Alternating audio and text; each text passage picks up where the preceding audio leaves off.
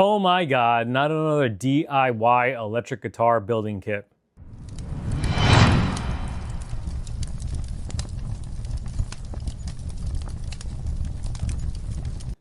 Ugh. Yes, it is. And with my carpentry skills, I don't know why they would send me one, but Stritch has sent me one of these guitar kits that you've probably already seen a whole bunch about, but it would be nice if they didn't put the stickers on here so I could do like a nice little voila for you so you could see that it was from Stritch, but I don't know. But, would have been nice for them to put them on the back or the side or somewhere. We didn't cover up the name, especially for the thumbnail. But so you've probably seen guitar kits at nauseum already. There's so many different ones, Acklot, Stritch, Leo James, and they all have had their issues, and I don't believe this is any exception. So what we're gonna do actually is, instead of doing one of those 15-part videos, because I know you guys hate those videos, you just really want to watch like 15, 20-minute videos tops and get on your way. So, but just quick impressions of the stuff. It's all relatively packed very well. You get your usual typical cable and giggle stick, string winder. That's kind of nice actually. This cool little ratchet. So at least if anything I got out of this kit was that little Jimmy Jam thing right here. The neck plate isn't all that bad. The screws for the strap locks are not really thick, but they're decently long compared to some others. Got your typical tuners over here, it looks like. We're gonna get this on the bench and just like scrutinize the stuff a little bit and then get you on your way, because you know you could decide as far as what you're really looking to get out of a guitar kit. If you're just looking for the meat and the potatoes, and we'll rock the frets on the fretboard, but you got those typical connectors for easy plug and play, so you don't have to solder. So those people that don't know how to solder, you're at an advantage. Your cheap pack of strings, which don't use. Springs for your claw. Again, those screws really aren't all that thick and meaty. Your typical bridge. It's actually very light, thin block. So I mean, the body and the neck hopefully are in better condition, and those are all the things that most people probably would take anyway from a budget guitar and actually just change themselves anyway. So looking at the instruction manual really quickly, it's not very extremely thorough as far as total explanations. Does show you about tuning and neck relief. The pickups are already wired into body itself with the connector ran through. The body isn't terrible. If you want to do any type of clear or anything like that, you're gonna have to sand the heck out of it. And so it looks like your typical plastic nut. It looks like grody frets. So the frets need to be adjusted. A slight fret sprout, but it's not even just like the tops. Like there's actually the 5th fret tang on the treble side is actually coming out, and you don't, well, you see, that's the 15th fret. On the base side, you could see the slot, and slightly down on the 21st or 19th, sorry. You could kind of see it, but other than that, you don't see any. Oh, no, sorry. See a tad on the 2nd fret, but on the treble side, you see the majority of them. You could see the slots. But other than that, the neck is extremely dry. But the back feels actually pretty good. It's one of the better necks I've felt. A little gap here. When you're talking about, I think it's $95 for a kit like this, you can't really complain about it. So 1, 2, 3, 4 pieces, maybe 3. This looks like it could either be just a shadow or not, but all right, let's get her on the bench.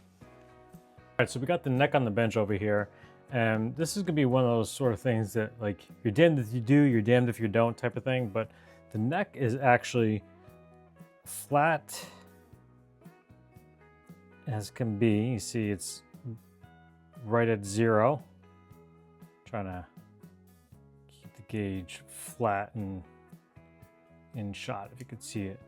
So the fretboard is really dry, and I hear some people say that you should hydrate the board before you rock it and all that good stuff. So I'm gonna throw some on right now, but we're not gonna wait for it to really soak in to check these frets, because nobody got time for that. No, let me know what you think in the comment sections, what your opinion on this, because some people say this is not hydrating a board whatsoever, that oil does not hydrate.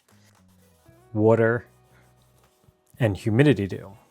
Even the oil on the frets is cleaning up some of that garbage that was on there. Already looks so much better. And actually, you know what? We'll let it soak in for a little bit, and we'll check out the tuners. So next up, we got our tuners over here. Got all the pieces, string trees. 2, got the back wing style. Oh, a little wobbly, but the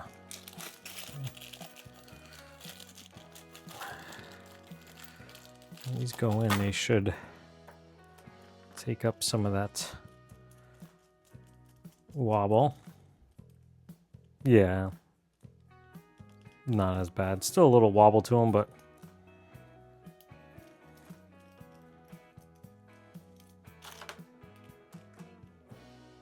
they're typical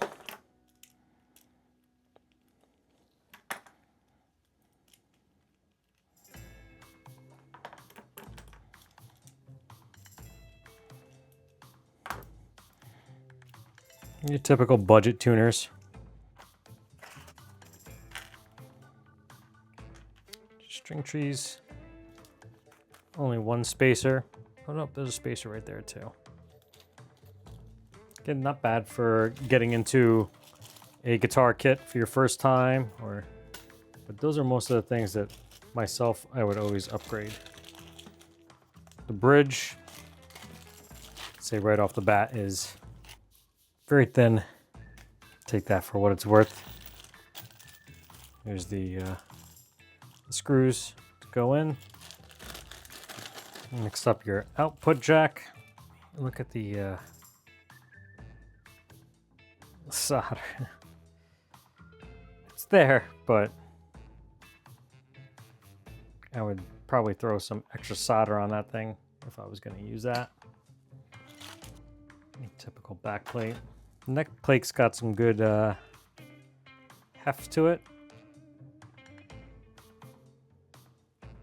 Nothing fancy, but it's a neck plate. Your springs in your claw. Strap button. Rubber mat, rubber bushings. Those are screws. They're long, but kind of thin. We'll do a second coat. This is good stuff. I actually had this bottle forever. You don't really go through that stuff that much, but I just moved to Lizard Spit.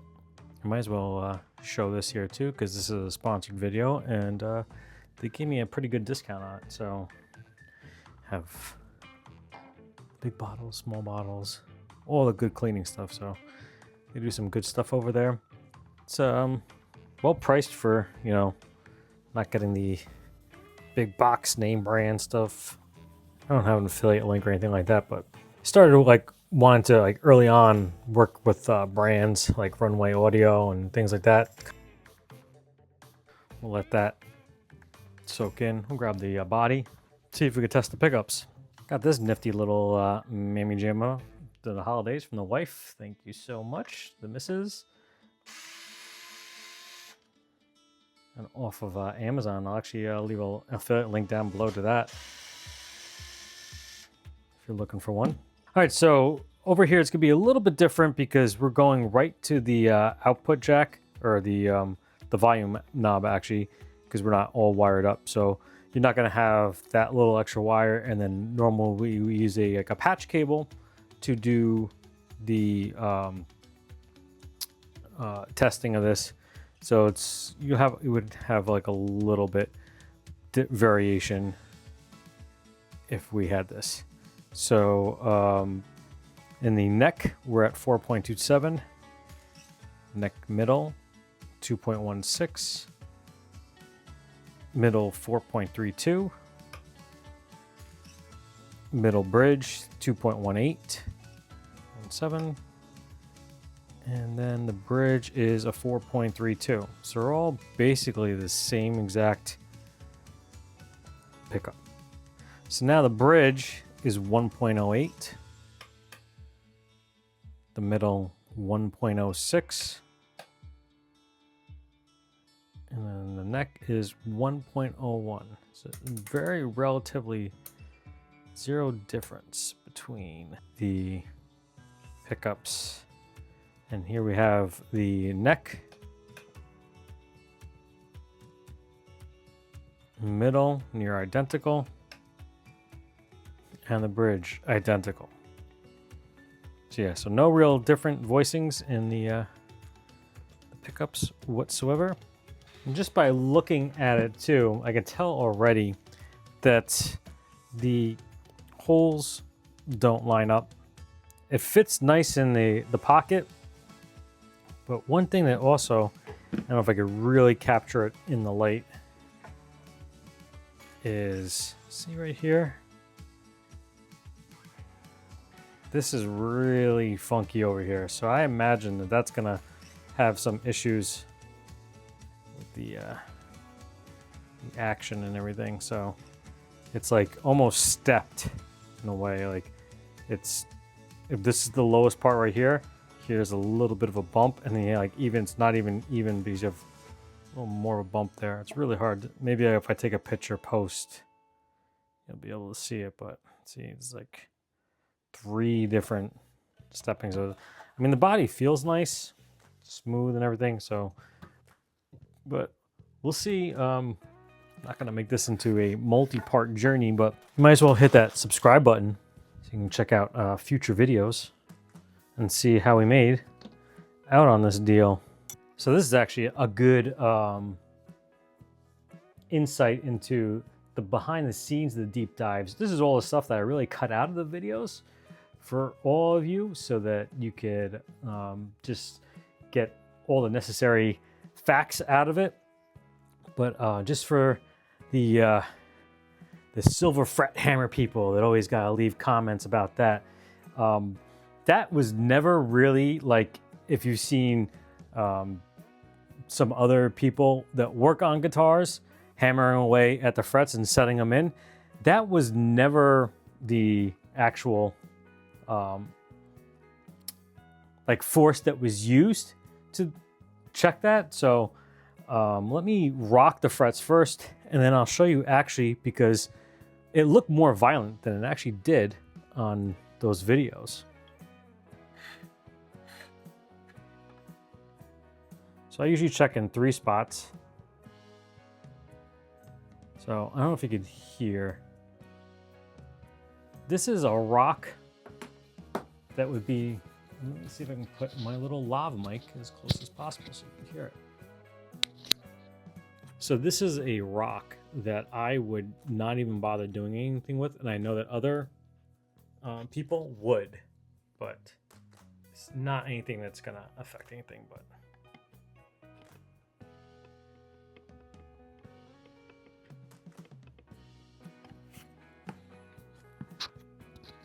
But that is a rock that I always do notate. So when you see, and I use the dots that whatever I have available at the time.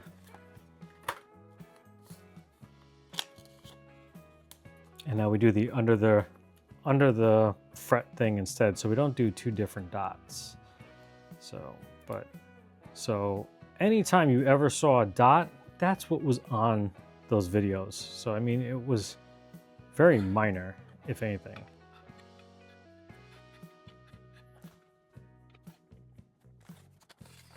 I'm actually surprised so far at this. I really don't think it had anything to do with soaking in anything. I mean, this is actually the best part of the kit so far. And if anybody's thinking that this is a lot, first time ever checking frets, maybe you might not realize it, but this is actually kind of par. This is not actually par for the course. This is actually better because these are really things that I wouldn't even, my personal, right here, would even bother with.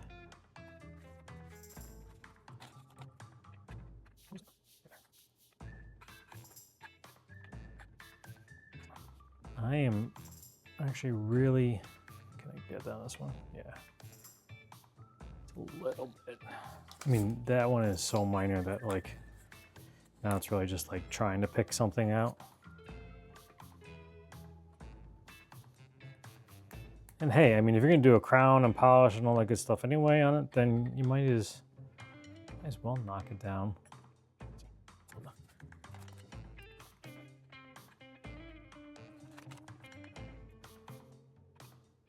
That's a good one right there. So that one I would do. Sorry again for the knock of the camera. I don't really have a good tripod setup or anything like that. I'm using the same tripod. Wow. Yeah, so that's a good one right there. And we'll see when we get to it, but I think that one I could see needs to be seated. So, all right, so the next part that I done because of all the sensitive Sallies that complained about knocking frets. Take a 0.01 or 2.5 millimeter and just go under the frets and see if it gets stuck. And I'm not like slamming it in there because anything you could really slide if you forcefully did it. And this is actually, so I mean, I'm learning every single video on doing stuff, and it may not be the right way to do stuff, but it's the way I do it. And I just thought about actually looking at that last fret that has the green dots on it. Sorry for those that can't differentiate between the pink dots, which were the first dots, and then the green dots were the last 2 dots we put on. And when you get down here, it's a little bit harder to get in on an angle.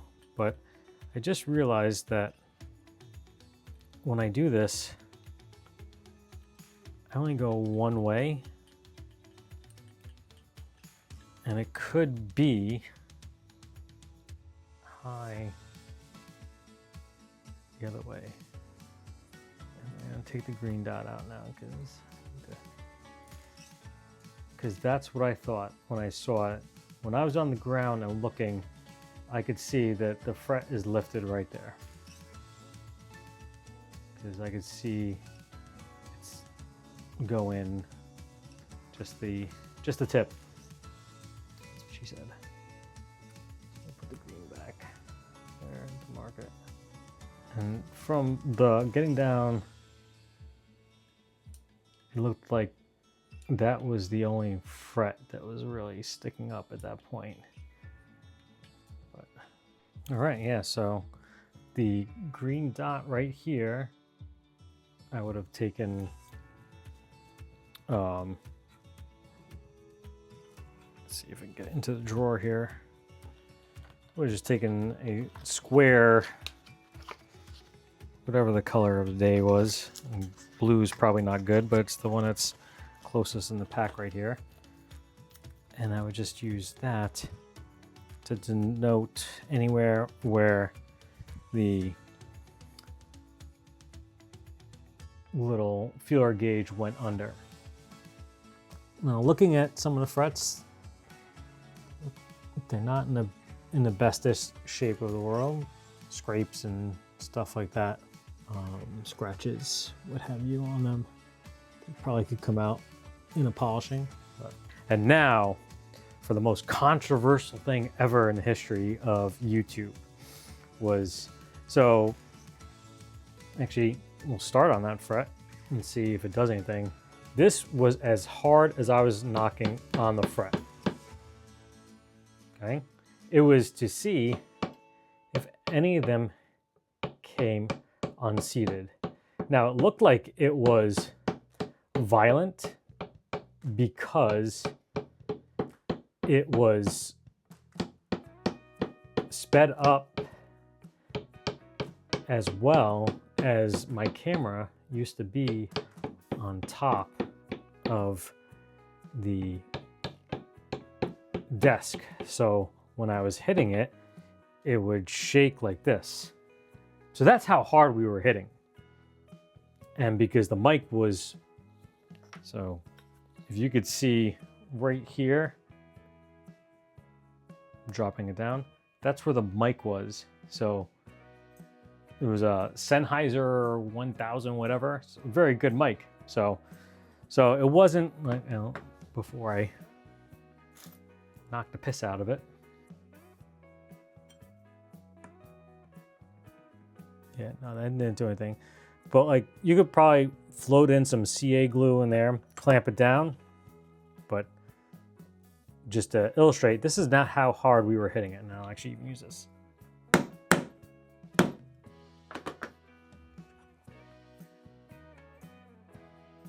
And that still didn't correct anything. But just one more thing, was used one to line it up, and they all seem like they fit in well. That as far as long as all the tuners are the same, all the holes line up nice and meet up. Might as well just chuck one in here for you. Yeah, so tuner fits in there good. All in all, we'll wrap this video up. We'll have to say, all in all, it's not a terrible kit. It definitely has its issues.